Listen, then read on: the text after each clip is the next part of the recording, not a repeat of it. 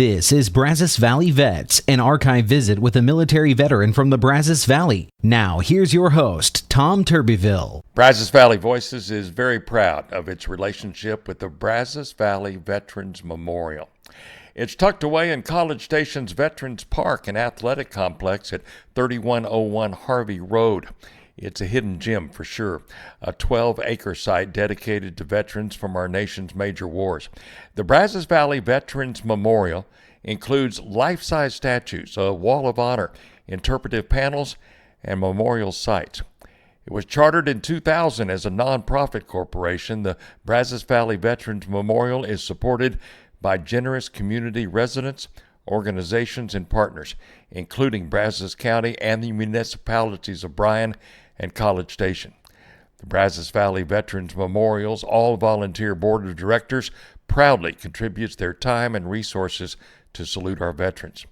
Their mission is to proactively pay tribute to veterans through an educational venue where future generations can learn that freedom comes with a heavy price. Former President George H.W. Bush helped dedicate the Brazos Valley Veterans Memorial on November the 10th, 2002. Bush said at the time, "The Brazos Valley community can stand proud. The names that mark the memorial showcase the sons and daughters who gave dedicated service to our nation so that future generations can share the freedoms we enjoy. Their task was great, their sacrifice even greater, but their legacy stands firm, and their memories burn bright." Bush later said the Brazos Valley Veterans Memorial is a similar quality to those at the famed mall in Washington, D.C. Within the Lewis L. Adam Memorial Plaza sits the 250-ton red granite Wall of Honor, which serves as the memorial's focal point. The wall bears the etched names of more than 5,000 veterans representing all periods of U.S. history who are family and friends of Brazos Valley residents. Notable names include 24 presidents and former Texas A&M University students who received the Medal of Honor, the nation's highest military award. The bronze sculpture mounted at the top of the wall depicts a GI carrying a fellow soldier to safety. The statue is the work of artist Robert Eccleston of Schuyler Falls, New York. Do you have a beloved veteran that you would like to add to the Wall of Honor? The veteran may be living, deceased, or active, and does not have to be a Brazos Valley resident. The cost is $150 per name, and the application deadline each year is August the 15th. New additions are recognized at the annual Veterans Day ceremony. Names received after August 15th will be recognized the following year. For more information on adding your loved ones or your name to the Brazos Valley Veterans Memorial Wall of Honor, contact the BVVM at 979-696-6247 or email them info@bvvm.org. Or you can go to their fantastic website. It's easy, bvvm.org. Howdy and welcome to another edition of Brazos Valley Voices, and want to tell you about General Joe Hanover, who lived in the Brazos Valley most of his life. He spent the last 25 years of his service with the 420th Engineering Brigade on Carson Street in Bryan. He was already in uniform when Pearl Harbor was attacked December 7th, 1941. Immediately following, he was assigned to duty in San Francisco under the Golden Gate Bridge. He was a civil engineer with Coast Guard Artillery when he headed up a combat engineering unit and eventually was sent to Europe in 1945. We lost General Hanover May the 22nd, 2017 at the age of 99. And just recently, the Bryan Army Reserve Center was named after the late Brigadier General Joe Hanover. I visited with General Hanover on November the 20th, 2008. And here's that conversation. General Joe Hanover, A&M class of 1940. Designed on my own. 1957, yeah? You built it? Wow. And you've lived here since then? So you've seen Bryan College Station change a lot, haven't you? Of course, I grew up 20 miles of Bryan. Right. Where'd you grow up? Wheelock. Oh, in Wheelock. Oh, okay. Yeah. I've seen Bryan College Station where there wasn't anything to College Station except the railroad depot. Yes, sir. My family moved to Wheelock in 1925. Uh-huh. So I've seen this country since 1925. What did your family do? Were they farmers or? Well, my grandfather owned 1,400 acres of land, and he was getting a little old. I grew up I was born in McGregor. Yes, sir. You know where that is? Yeah, up near Waco. Right. And my daddy was co-owner of a cotton gin and a grain supplier and dealer. And in 1925, that gin burned. Right. And my daddy told his partner if he would take whatever insurance there was available and take the debts that they owed, and he needed to move to Wheelock and help his father operate his farm. And he had a number of sharecroppers on the place, and my daddy operated the cattle and the sharecroppers did the farming. I see. So I grew up around Wheelock from 1925, and then in 1936, well, I went to school in Wheelock. And at that time, you couldn't graduate from high school. You had to go somewhere else to graduate. And when we were fixing to be in the 10th grade, they started busing the students to Franklin. So I graduated from Franklin. I see.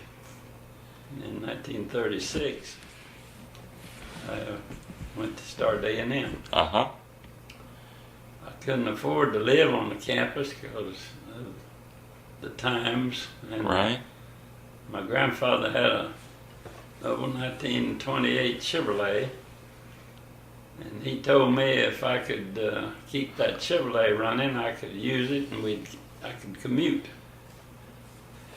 And this car was 8 years old, right? So yeah, okay.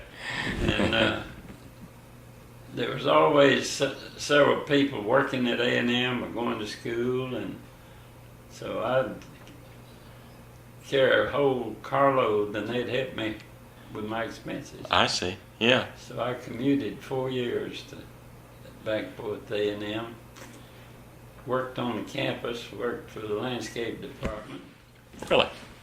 Back in those days, all the mowing was done with a push lawnmower. Oh my goodness. Yeah. And I've seen times when there'd be 20 or 25 of us, just one right behind the other one, mowing. Didn't have a motor, Tom. Right. Push mower. Sure. And then I dug in the flower beds, and I worked in the greenhouse. But I was taking civil engineering. I wasn't taking that, but it was a job. Yeah. Got 30 cents an hour, and they let me work 40 hours a month. I'll be darned.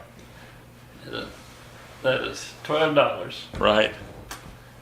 And that $12 made all the difference in the world. Oh, I'll bet it did. $12 a month. Yeah. Because my mother fixed me a lunch, and I'd just go sit in the car and eat my lunch at noon, and pick up my passengers and drive home. And there was always, as I said, somebody working, and they had to work through the summer. Right. So I'd go to summer school also. Mm-hmm. And so I graduated in 1940. Civil engineering? Civil engineering. Mm-hmm. Immediately went to work for the highway department. Mm-hmm. And they sent me to Hearn. Well, I went to work in June of 40 immediately when I got out of A&M, and February of 41, I got orders to report to Fort Crockett, Texas, as a second lieutenant. See, back then, everybody was in the military. Right. And the orders said 54th Coast Artillery, they called that CAC, Coast Artillery Corps, Mm-hmm. and in parentheses, COL. I had no idea what that meant. Got down to Fort Crockett and found out that all enlisted men and NCOs were black, and all the officers were white. Uh-huh. And there were about, it was a regiment. it was a regiment. Right. And there were about 100 officers, and about 65 of them were former Aggies, Mm-hmm. which made quite a camaraderie. Right. Sure. And it was a 6-inch gun outfit. A lot of people call them long toms. Mm-hmm. And we sort of got activated at Fort Crockett, which was on the west end of Galveston Island. Right. But we were to assemble and draw equipment at a camp that was being built out just north of Galveston called Camp Wallace. I see. It was being built, and so after we all got signed in and a few of the NCOs came on duty, we moved out to this Camp Wallace. Drew our equipment, drew the guns, and the guns were old solid rubber tires, old World War I guns, Mm-hmm. pulled by TD tractors. I see. And it was called a mobile outfit. wasn't a in place gun outfit. They were to be moved as needed. Right. And we stayed there till about I guess it was late in the year, and they moved us to Camp Davis, North Carolina, which was about 30 miles north of Wilmington. Mm-hmm. They had built a camp there called Camp Davis.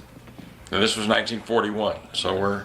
That was back, that Right. would have been in, Okay. it was... no, So Pearl Harbor had... no, we moved up there late in the early fall because Okay. Because we were there when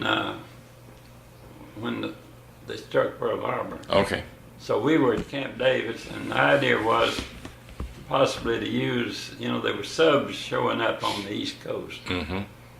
and we were to be part of the defenses of the East Coast Right. with those guns. We had 24 of the guns, I believe, in this regiment.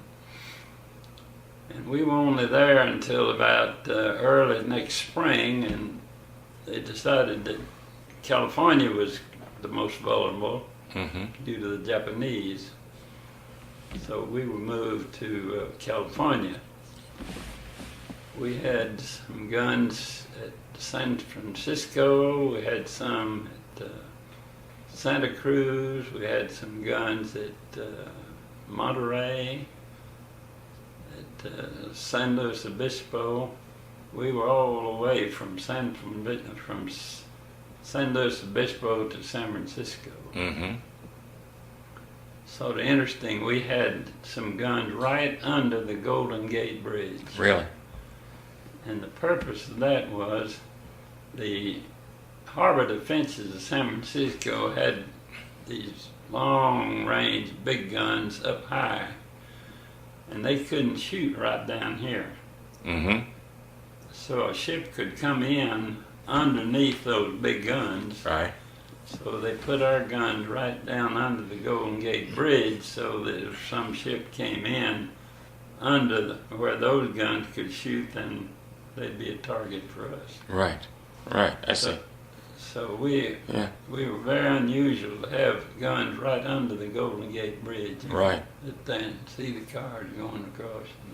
What was your specific job? Were you a gunner or? No, I was a maintenance officer for the whole regiment. I see.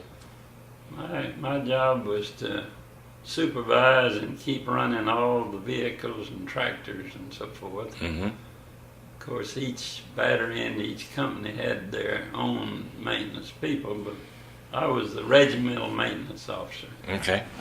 And I had to go from back and forth and coordinate the maintenance of the whole regiment. Okay. And we never saw a sub.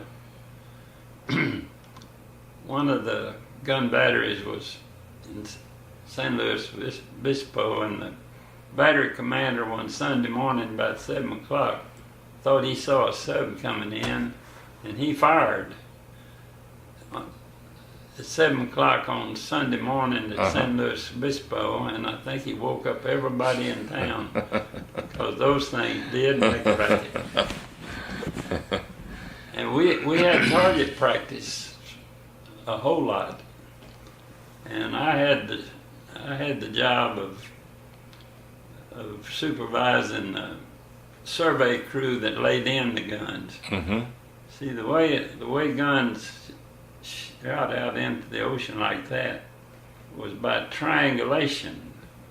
We'd have a baseline that we knew the length of, and then you could, by triangulation, you could come out here and you could tell how far the ship was out here.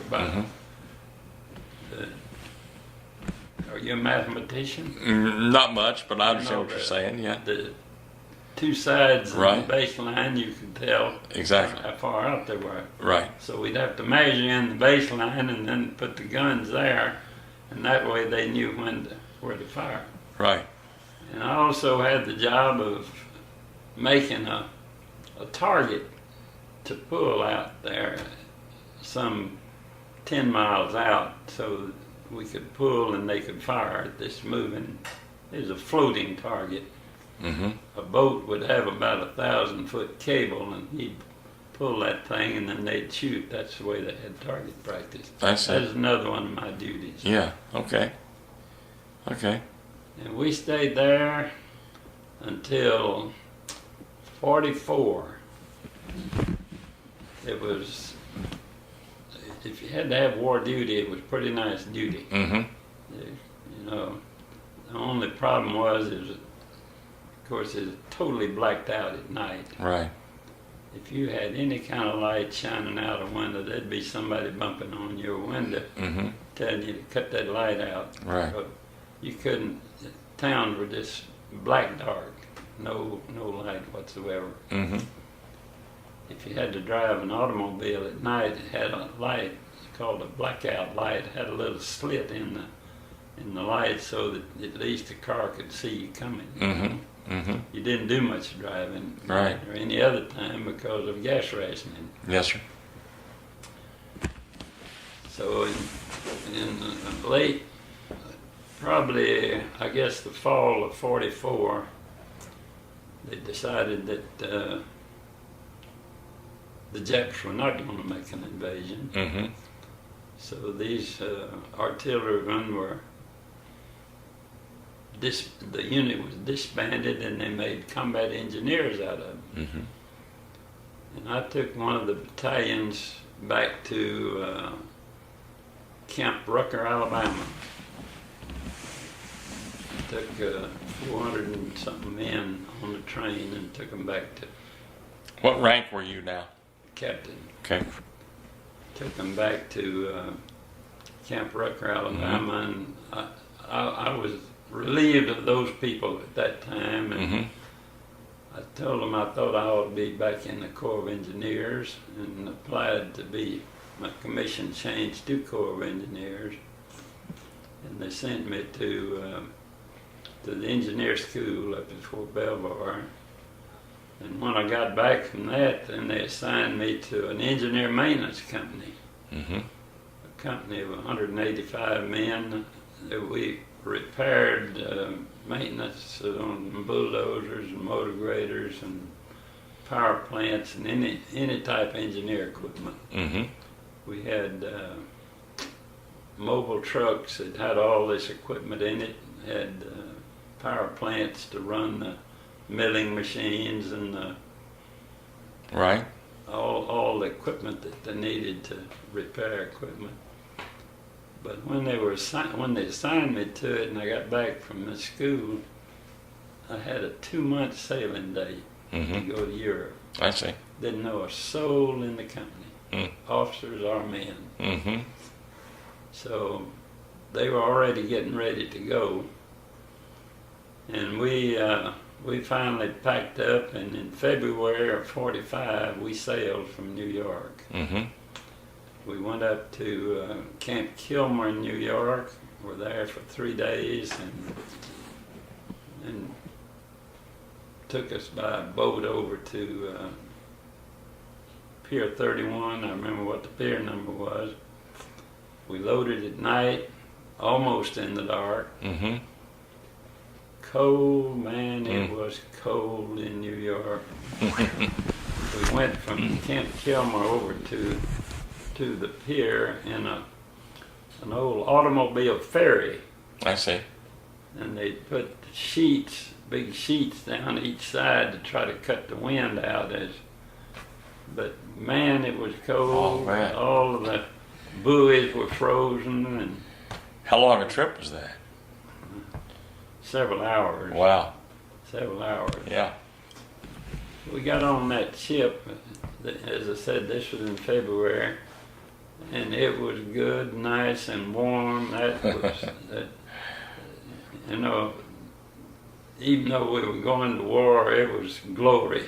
Was it a converted ocean liner? Is that what it was? Yes. Yeah. It was formerly a South American liner. I imagine that in its day it probably would carry 400 or 500 people on a cruise, and Right. we put 5,000 of us on it. Wow. So you got to know each other. Yeah. Yeah. I tell you, every nook and corner was occupied. The bunks were 4 and 5 high, and there were 5. I guess there were 8 of us, company commanders, in one big stateroom. Because we had to have all the service records, and had to have all the flashlights and all the pocket knives and all those things. They wouldn't let the soldiers have those on the boats, All that was in this stateroom. Every morning, first sergeants had to come in, make out morning reports. That stateroom was some kind of busy. Yeah. We left out 2 days. I left out in the middle of the night, quietly. We got out of New York and joined a convoy of some 30 ships. And about the second day out, they were going the northern route. About the second day out, we hit a storm. And it was a storm. I'll tell you, Tom, that boat did everything but turn over. The waves could plumb over the boat, and it would lean this way, and it'd go this way, and the front would come up, and it'd go that way, and the tail would come up, and the propeller would go, And that went on for 2 nights and a day. Wow. And I think of the 5,000, there was 4,900 that were sick. Everybody wanted on the top bunk, as you can imagine, and nobody wanted any food whatsoever. And that went on for 2 days and a night. I thought, I don't know how much of the Bible you know about, but you remember the time that Jesus was out in the ocean with the 12 disciples, and they got in the storm. Yes, sir. And he was asleep on the boat, and the boat was rocking and pitching and tumbling, and they went and woke him up to calm the waters. You remember that story? Yes, sir. I do. I wondered if he wasn't on the back of that boat that I could go back there and get him and wake him up. Wake him up, make it stop. But we survived. You survived that. Somehow. And really, Your first battle of the war, right there. You survived that one. Battle of the weather. Truly, I don't know how that boat stood it. It did. The second morning, I was on duty with my troops. We heard this big crash on the west side of the ship, and all of a sudden, water started down the hallway, and everybody figured we'd been torpedoed. And turned out that one of the big waves had gone up in one of the lifeboats and broke it off, and as it came down, it knocked the porthole out. Wow. Which we were relieved. Right. But it scared everybody on the boat. But we went on, the ocean calmed down, we had a nice trip for the rest of the way. It took 12 days to go from New York. And where'd you land? We landed at Le Havre, France. In France, okay. The invasion was way up in Germany by that time. See, this was February 45. My war was over in May. And they had a temporary pier for the ship to land on. We didn't have to get off in small boats. And took my company up to a little place called Hasselt, Belgium. We assembled up there and then unpacked all of our equipment. We were there for nearly 3 weeks before anybody ever knew we were there, I guess. And we didn't belong to a division or anything. We were a separate company. And we got ready to start operating, and finally we were contacted by our headquarters, and we moved to Liège, Belgium. Liège, okay. Liège. And the equipment started coming back into us to be repaired, and then in Liège, Belgium is on one of the big canals, and you know, over there, a world of traffic is by canal. And they had a bunch of cranes, I'm talking about dragline as we call it, that would unload those boats. There were about 40 of those things. And a big part of our mission was to keep those 40 draglines working. We had mechanics that would do that kind of work, and they were being operated by German POWs. I see. So they were not too particular how they operated them, so there was a lot of work there. They sent one of my platoons, I had 3 platoons, sent one of them up to Antwerp to do the same thing at Antwerp for the ships that were unloading up there. And my headquarters stayed at Hasselt, Belgium, and we operated there until the war was over. Of course, everybody thought when the war was over that we'd probably go to the Pacific. Right. So they took all of our winter clothes away from us, gave us summer clothes, took all of our equipment. All we had was personal items, baseballs and bats and so forth, and we played more baseball and games than you ever saw. Just marking time. Right. And we did that, let's see, the war was over in May, and we did that until about July. And we got orders to go to Marseille to be shipped, we thought, home or Pacific, and then the war was over. Right. We got word of the war, and so we knew we'd be going home. Right. But I got to Marseille with my company, and they pulled them off, sent a high priority company home, and we stayed in Marseille. And they took most of the company commanders and we engineers and gave us different jobs. Took us away from the companies. And I had the most interesting assignment. They had a bunch of German prisoners of war in a camp. There were 6,000 of them in a camp just outside of Marseille called Calais. And they formed companies out of them. Mm-hmm.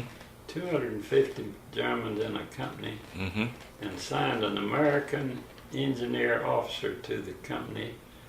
And we were doing carpenter work, electric work in pyramidal tents for the troops that were coming through and going home or wherever. Mm-hmm.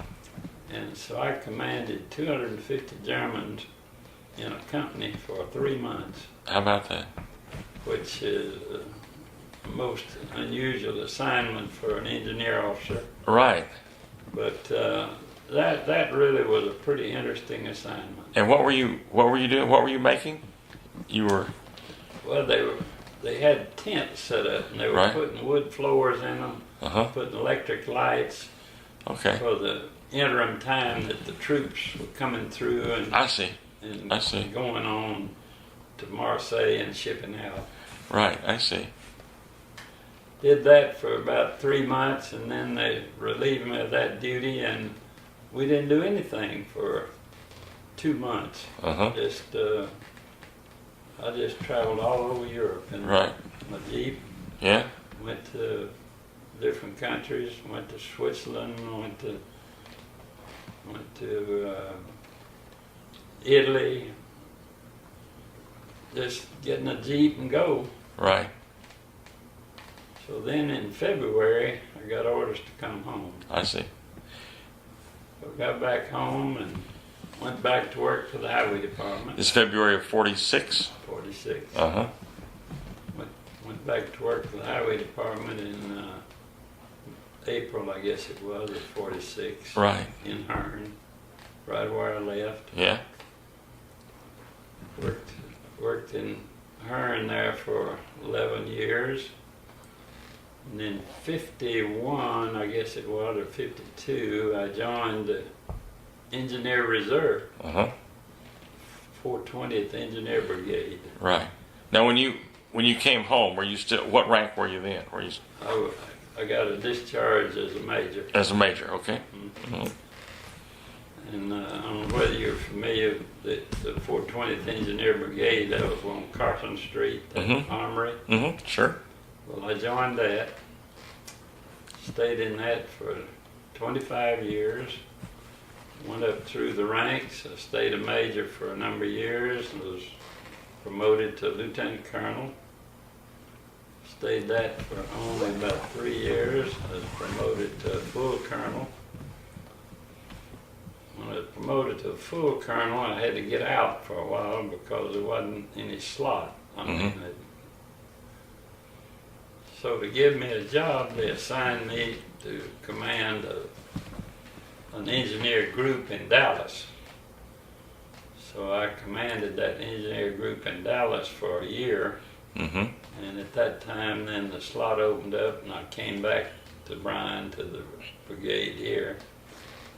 I was a lieutenant. I was a full colonel for about 3 years, and then the brigade commander retired, and I was given the job of the brigade commander. Here in Bryan with the I see. And this 420th here had command of all the engineer reserve troops in Texas, Oklahoma, Arkansas, and Louisiana. And it was a very, very interesting assignment. Yes, sir. We had lots of good officers, lots of good enlisted men. And I commanded that for 5 years and retired in 1971. And then I stayed with the highway department until 77. Retired in 77. That's 31 years ago. So when you retired in 71 as brigade commander, you had been, your rank then was 1-star general. 1-star general. Okay. Retired as a brigadier general. Now this brigade that was still located on Carson Street, right? Headquarters, yeah. The headquarters were there, so that's where your office was. Mm-hmm. And it would train. We supervised the training of all these various units Right. in the 4 states. I see. We were the headquarters for all of it. All the planning was done here. The project assignments and all this. Did you have to travel a lot to these did. 4 states? And I did. it was a lot of on-hand stuff, right? It was. I did. Yeah. And a lot of course, all my subordinate officers also had to do a lot of traveling. Right. And we went to summer camp every year for 2 weeks.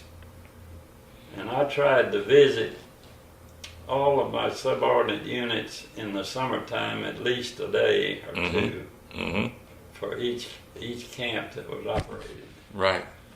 And it took a lot of traveling. Yeah. The highway department gave 2 weeks of military leave plus my 2 weeks of vacation. Mm-hmm. So I had 4 weeks that I could devote to visiting. Just really made my appearance at these summer camps. Right. And we had summer camps in Corpus Christi, New Mexico, Fort Bliss, Oklahoma, Louisiana. Right. We had some divers, these deep sea divers. Mm-hmm. We had a unit of divers I visited up in Virginia. Then I went to a number of schools. I went to the Green Beret School up in North Carolina, I guess it was. I went to what they call the CBR school in Nevada. Mm-hmm. That's CBR. That's chemical, biological, radiological. Right. Uh-huh. For a week. Right. Uh-huh. At each of those. I went to the Command General Staff School. I went to the National War College. I had the opportunity to do a lot of very, very interesting educational opportunities, right. military-wise. Right. Well, 71. Then I guess it was involved with training of troops that were heading to Vietnam. Also, is that? Yeah. Let's see. I don't believe any of my troops went to Vietnam. I see. Okay. President Johnson didn't want the reserve to go to Vietnam. Right. Yeah, that's right. Right. We had some that went to Korea.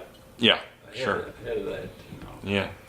In fact, I hadn't been back home very long, so I got orders for Korea. I see. Yeah, I was going to ask you about but that. I'd already joined the 420th. Mm-hmm. And the policy at that time was that they would not pull individual officers out of organized units to go back on active duty. I see. So I was pretty well glad with that. Right. I had already made a home for myself in a reserve unit. Right. My wife wasn't very happy about it either. Yeah. Fortunately, Tom, when I got out of A&M, my wife and I got married in August after I graduated in June. Okay. So she was with me all the 3 years that I was still in the States. Yeah, okay. Well, I was going to ask you that. So she was with you until you went off to Europe. Yeah. Mm-hmm. Okay. Which was, that's, I was a whole lot more fortunate than a lot of people that were married and immediately went overseas. Right.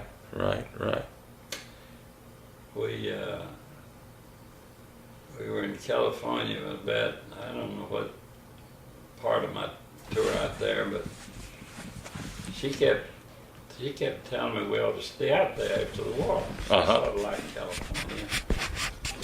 One night, I had already gone. Sometimes we could go home. A lot of times we had to be on duty. Right. One night, I had already gone to sleep. She was reading, and all of a sudden we had an earthquake. Oh my goodness. It was pretty shaky. Yeah. She was ready to go to Texas right. She didn't say anything more about staying out in California. I'll bet.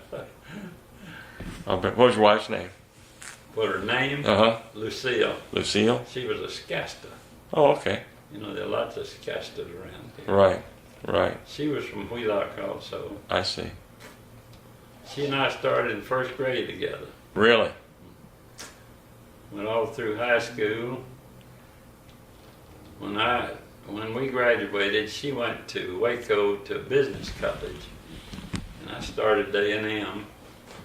And after a year, she got her degree she wanted as a stenographer. She got a job at A&amp. Mm-hmm. So we rode back and forth from Wheelock to A&amp for the 4 years I was going to school. Mm-hmm. And 2 or 3 times I suggested we get married. She had a job and was making a little money. All right.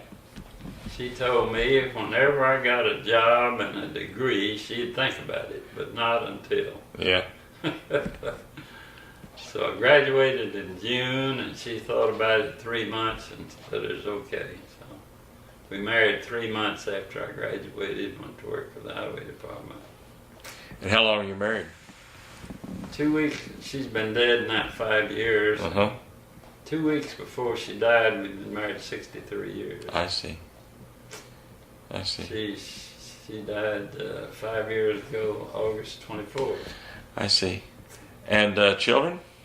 We have one daughter who was married, lived to be 38, and died of leukemia. Oh my goodness, I'm so sorry. Her husband was James Harvey Johnson. Mm-hmm. He was a veterinary student. Josiah started in SMU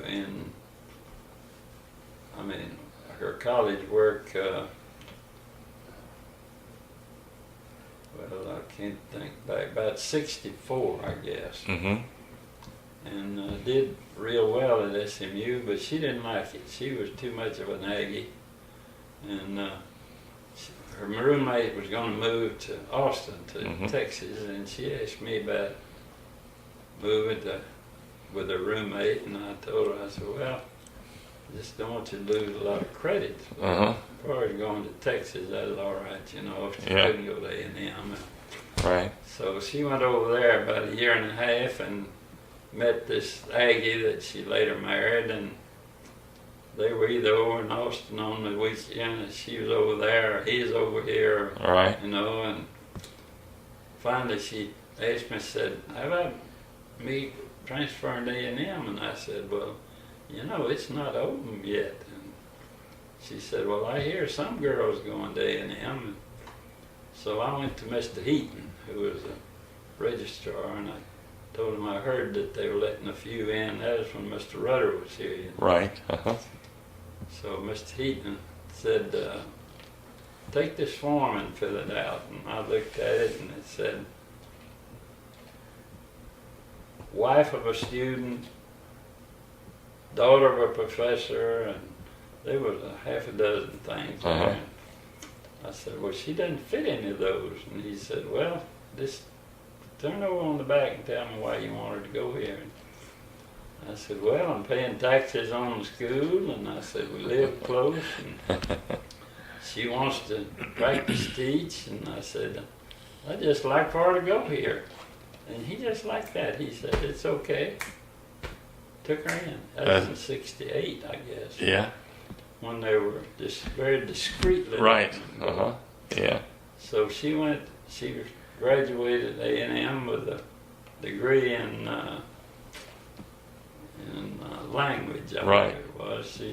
She was a Spanish and French student, and then she and this young fellow that she met got married about the time she was finishing her first year. And he had another year of vet school to go. Mm-hmm. So she got a grant and got a master's degree in health education. Mm-hmm. And she had planned to do that in high schools, you know. And after she got out, there wasn't anything in Bryan College Station that, you know, offered her anything. And she got an offer from, I believe it was down in Victoria. Mm-hmm. But before she even went down there, TTI offered her a job. She, as I said, she was a Spanish major, and they had lots of Spanish people in those TTI schools and work that they did with Spanish engineers. Mm-hmm. And she wrote and monitored the Spanish books for TTI. Mm-hmm. So she worked for TTI for 9 years. I see.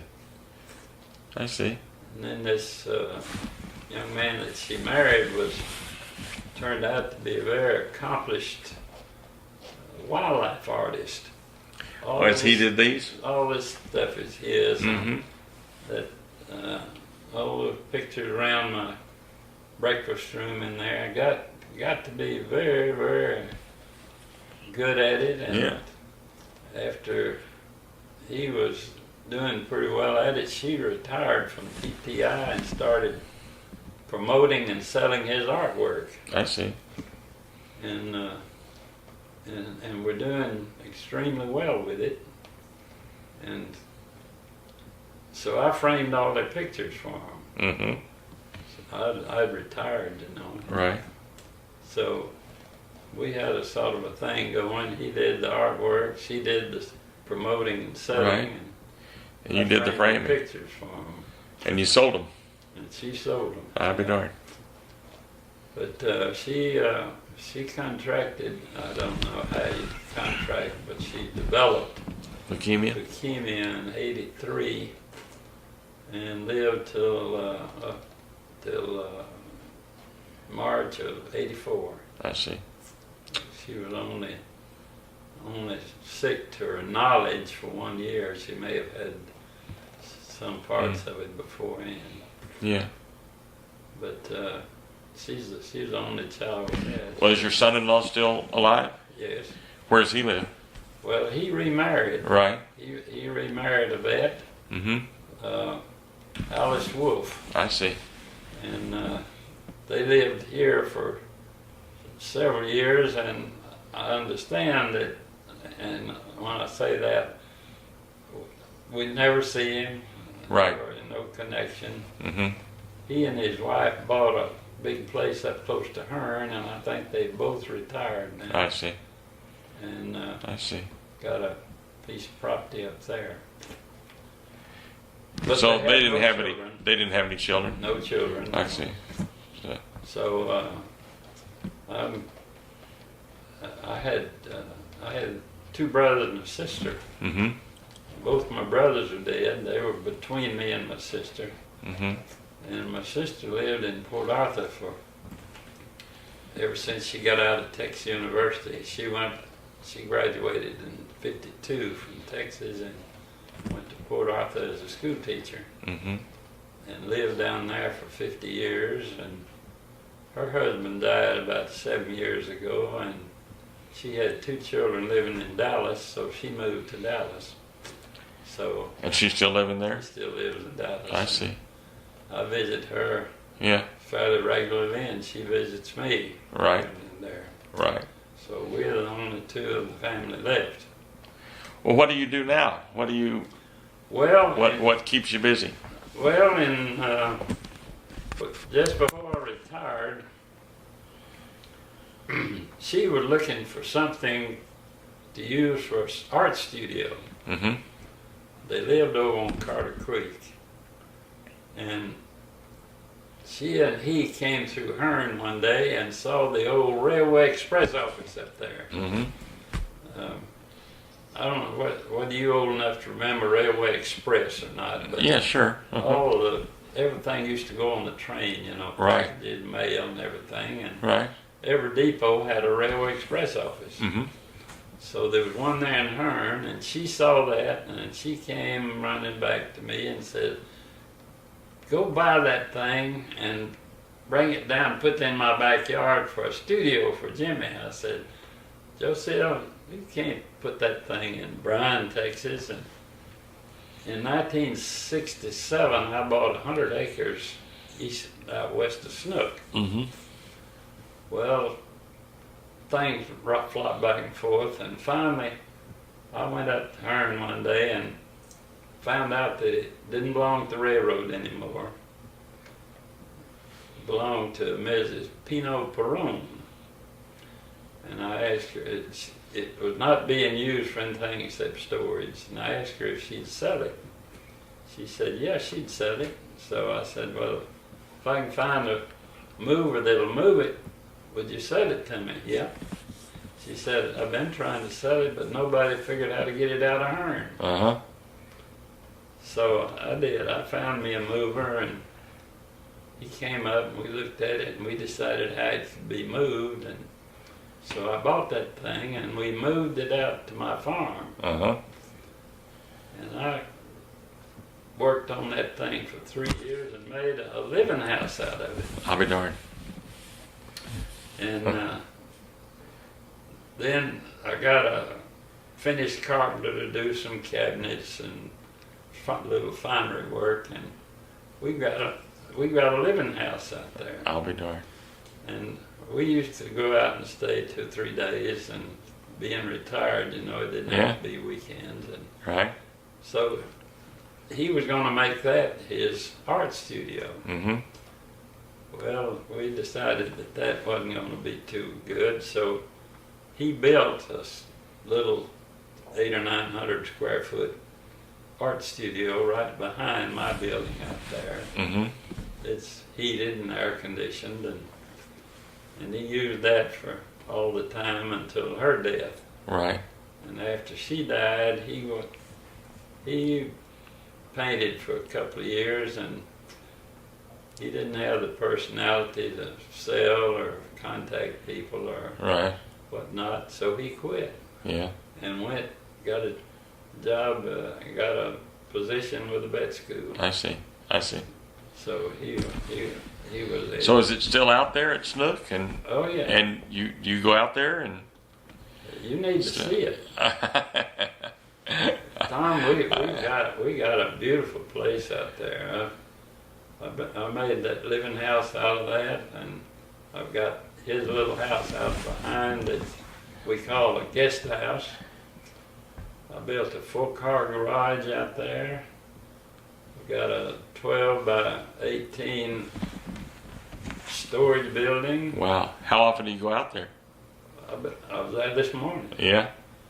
I've got a 12 by 18 workshop.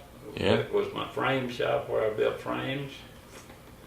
I've got a 40 by 100 foot hay shed. I had about 1.5 acres lake built on it. It's 102 acres, and one of the real estate men looked at it, told me it had romance. Yeah. But it's in the spring when it's real green. Right. It's a beautiful place. Well, I'll bet it is. It's I've got everything painted the same color, the old railroad colors, you know, gold and milk chocolate. Right. Old railroad colors. Yeah. And where is it? Is it in Snook or just outside of Snook? You go west from Snook a mile, and the road goes to Tunis. Uh-huh. And you go up that road 2 miles and go west on a county road. It's 6 miles out of Snook. I see. As a crow would fly from Snook to Caldwell, it's about 6 miles. I see. So I see. a real estate man back in early 60s told me one time, said, let me sell you a piece of rural property. And I said, Well, whenever you got 100 acres to sell that you'd buy, if you were going to buy 100 acres, let me know. Uh-huh. So he came to me a year later and said, I got that 100 acres. I said, you want to go see it? And I said, yeah. You know, Tom is the worst looking thing you ever saw. The fences were all down, an old wire gap to go in it, and it had an old house on it that was 100 years old. Wasn't anything you'd want to fix up. And there was chicken pens and hog pens all over the thing. And I don't think they'd ever picked up a can or a box or where they fed cattle. Baling wire was all over the place. It was a mess. Right. But I thought it looked like it had potential. So I bought it. And we spent a year cleaning up and tearing down and, you know, just renovating the place. Right. And I've spent, and you asked me what I did retirement. That's where I've spent a world of my retirement. I'll bet. That's wonderful. That's wonderful. It's a real nice place. So why don't you just pick up and move out there? Why don't you just move out there? Oh, I don't know. This house is pretty comfortable. Yeah, I bet it is. Yeah, I'll bet it is. But the little house is heated and air. The big house just got a wood stove in it. Right. I petitioned off a bedroom and a bathroom, and the ceiling in it was 14 feet high. Wow. And I made a loft sleeping area in the bathroom up over that bedroom. Yeah. The rest of it's open, got a full kitchen with sink, dishwasher, hot water, oven, refrigerator, just a full kitchen. Yeah. But then just a big area with a couch and chairs and memorabilia hung over all the walls. Oh, I'll bet. Everything from our farm to railroads to... That's a great story. Like a museum. I want to be sure and tell that story on the show. Well, this is great. This is just a great story. I look forward to telling it. Do you have any pictures? I got worlds of pictures. You got anything you can show me? I don't need worlds of, but I need let me. Anything from. This is my life. He wrote this up. Oh wow! And when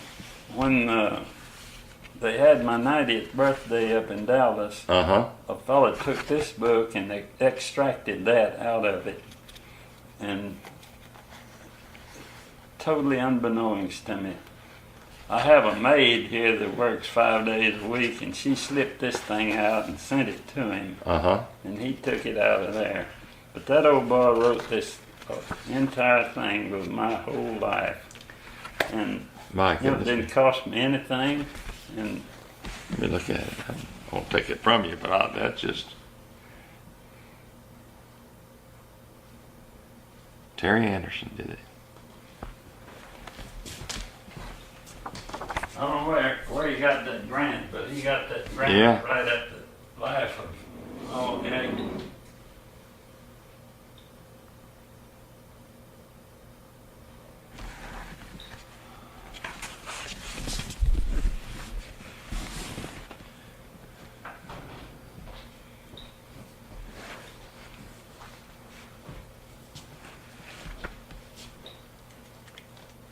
You know, that would have cost me a lot of money to have had that done. Yeah. Wow. Let's see what you got. Here, I'll move over if you want to sit down here. That's the worst couch to get up. You get caught down there. Yeah. Oh. This is about the time I was called active duty. This is my claim to fame right here. We were at Fort Polk once. Yes, sir. For summer camp, and they told us we were going to have a VIP visitor, as we always did. And This is a 4-star general. He is the son-in-law of General Patton. I see. He came. This is the camp command, the Army commander with 3 stars. This is the camp commander with 2 stars. This is his associate with 1 star, and this is me sitting over here. And this is our commander introducing the meeting, and then turned it over to me, and I briefed these people. I see. On our operation. And you had to get it right. 12 stars. Wow. I call that my claim to fame, military-wise.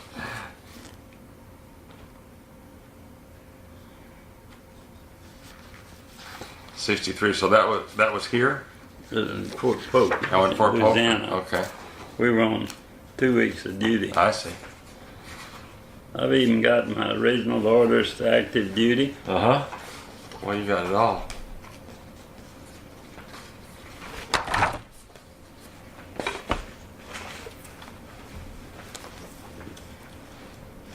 I told you I had a target to shoot at, Right. pull it out in the ocean. That's the kind of a thing I made. These are floats Right. in this big sheet up there that So you'd make these. I made. Had them made. Had them made, but you'd supervise the. Yeah, and we'd pull them out in the ocean for the gunners to shoot at. I see.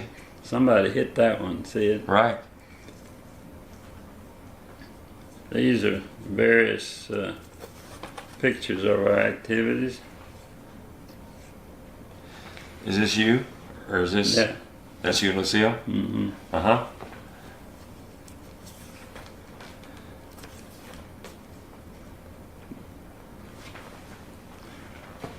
In my running around, I decided I wanted to go to Italy. I got to the border, and I had written my own orders. That's pretty out of the ordinary. Got to the border, and the Italian guard didn't want me to cross. And I said, well, I've got orders to go. And he said, well, for all I know, you may have written those orders yourself. all I could do to keep from laughing.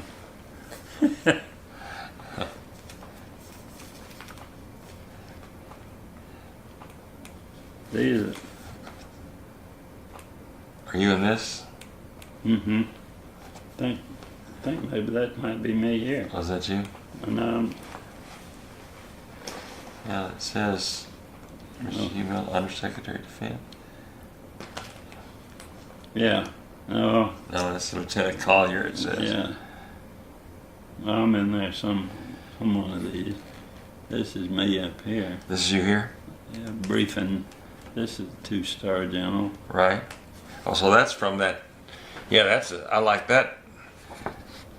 That's from the same thing there, right? Yeah. Yeah. Right.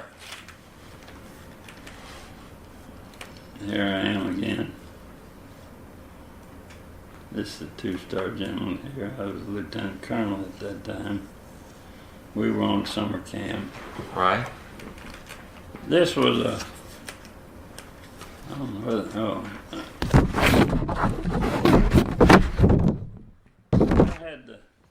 I had the idea one time about, see, we had a unit out in New Mexico that had to, we had to travel them back and forth to go to summer camp, and I had the idea of letting the Air Force Reserve fly some of our people out there. And so I convinced the people in San Antonio, our headquarters, to let me coordinate with the Air Force Reserve and haul our equipment out by air. I said, you know, someday we may have a disaster in Cuba or Puerto Rico or somewhere that we need to send some engineers down there. I said, we need to learn to load our equipment in the airplanes, and you know, your people need to learn about it and convince them to do it. And here is loading 2.5-ton truck Wow. in this transport plane. Wow. I've got a better picture over here somewhere of. Oh, is that a promotion there? Yeah. Yeah. I guess that's when I got promoted to full colonel, probably. That was the brigade commander. Right. These type of things we do at summer camp, bridges. I want to get this one picture over here. Here's the trip I made, and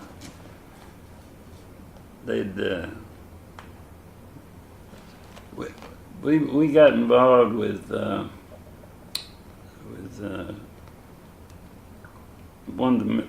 of the military bases in San Antonio. We're going to build a golf course. Right. And we convinced them to let us work on that as a project, to build roads and bridges and golf pro shop and all this. I said, there's no difference in that and military digging and so forth. And we did that 4 summers. We worked on that golf course, and we did everything except we didn't plant the grass and do the finery. Right. But doing that for the Air Force, I could get an airplane anytime I needed to go somewhere. And this is one of the times that they sent me a plane to make one of my military trips. I see. They even put the star on the airplane. Is that Al Jones there? I believe that it Major is. Alvin Jones. So I believe it is. Yeah. It looks like him. I think this was the diving detachment, maybe. I see. We even designed our own shoulder pads. This is when we changed commands, and this was the Army commander changing the flags. This is me accepting the new flag. This another picture of me and some of my officers. This was something interesting. We had a unit down in New Orleans, and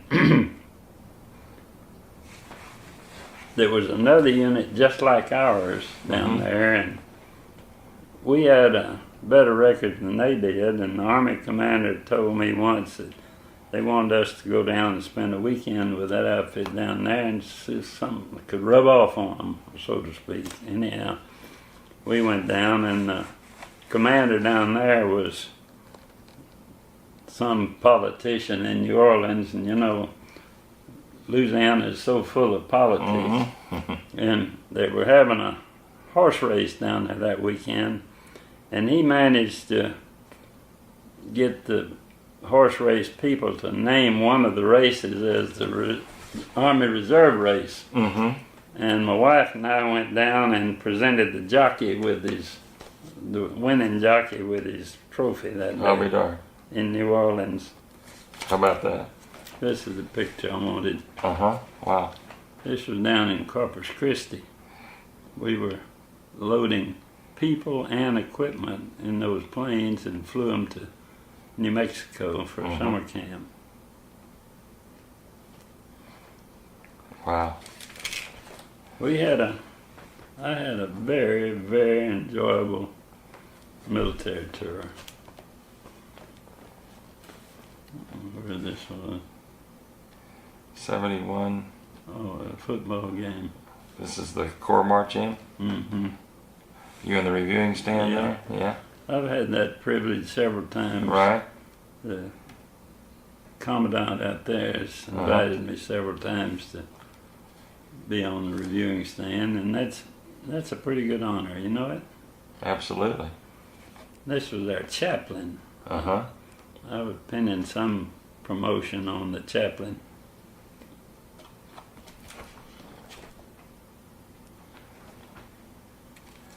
There you are.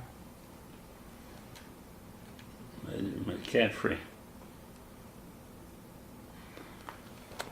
I attended a luncheon one time when General Westmoreland was there. You know who he was. Oh, sure.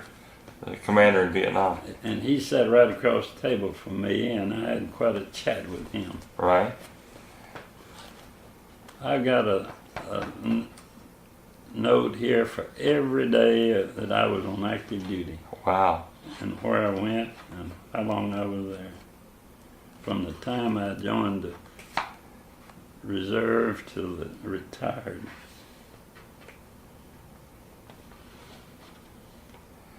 From after you came back Yeah, this after I got back. Back from Europe. Yeah. That's a great book. Wow. Well, if I can, I'd like to borrow this book from you just for a couple of days, and I'll give it back to you on Thursday. Sure. And just lay this in there. Yeah, lay that in there. And I'll take some of these pictures and I'll scan them, and it'll help me get some more information. And I will give this all back to you on Thursday. Cool. I might borrow that just for some background information. So I'll just keep it all right here, just like that. Okay. Thursday at 2:30. You know where KAMU TV is? You know where the TV station is there, right? Yeah. Okay. If you could be there around 2:15, and you've seen the show. Oh, yeah. And it's just as simple as what you see. Just you and I just sitting there, and we're just talking. And I'll just sort of lead the conversation, and you'll talk, and we'll show some pictures. And the problem is always trying to get as much told in 28 and a half minutes that we have to do it in. So that's always the challenge. That's a great show, and I really appreciate being Well, I enjoy doing it. You'll be the 112th veteran that I've done. Is that right? Yeah. Now, who's the fellow that's working with you on that? Well, that is, you saw last weekend. Yeah. His name is Kyle Netterville. What happened to me was, Kyle did about 6 or 7 shows for me a year ago. Because I came down with, in August of last year, of 07, I came down with Bell's palsy. Oh, man. Yeah, it hit me. And it hit me hard. So for about 6 months, I was pretty much unpresentable on TV. I couldn't talk very well, and the whole side of my face was pretty paralyzed, and so I could still do my stuff on the radio, but that was only if I held my face back like that to strengthen up my lip. That's the only way I could really talk. And so it affected me pretty hard for about 6 months. So we didn't do any shows for about a month and a half. And then after it looked like I wasn't going to be able to come back anytime soon, Kyle came in and did about 6 shows for me. And that's what you're seeing now. What I do is, on the shows, I alternate. Every other week is a repeat of a show that first aired about a year ago. Oh, okay. And then every other week is a new show that we've just done in the last 4 or 5 weeks. So what you saw last week, I think it was with a fellow named Hugh Shockey. That's right. That was one of those shows where I was out of commission. And, Well, Kyle was doing the show. I wondered, because you told me last Tuesday that there wouldn't be you were not going to have a show this week. You were not. No, there's a show on every week. No, that you were not going to do one this week. Right. I wasn't going to record one. I wasn't going to record one. So I wasn't even looking for one. Oh, yeah. No, there's a show on every week. Okay. But I just didn't record one. But last week, that was one of those repeat shows from You a mean year all ago. of his shows, all the ones that he has are repeats? From a year ago. Now, this next week will be a new show that I did just about 4 or 5 weeks ago. I forget who it is. When are we going to be on? We'll be on in about 4 or 5 weeks. Oh, okay. Yeah, we'll record it this Thursday. Okay. But it won't be on for about 4 or 5 weeks. Okay. I'll let you know exactly when it'll be on, and I'll get you copies and DVDs and all of that kind of stuff. I don't ever miss any of them. Well, good.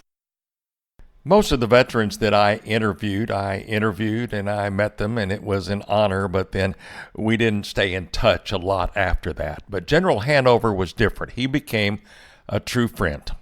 As a matter of fact, when I retired from the radio station in August of 2012, General Hanover was there. It was quite a surprise and quite an honor that he was there help folks say goodbye to me when I retired from the radio. And I also had the honor at one time to take a trip to Washington, D.C. with a whole bunch of veterans, including General Hanover, as part of the honor flight that visited Washington. General Joe Hanover, thank you for your service. Thank you for your friendship. I'm Tom Turbeville. Tune in again next time on Brazos Valley Voices.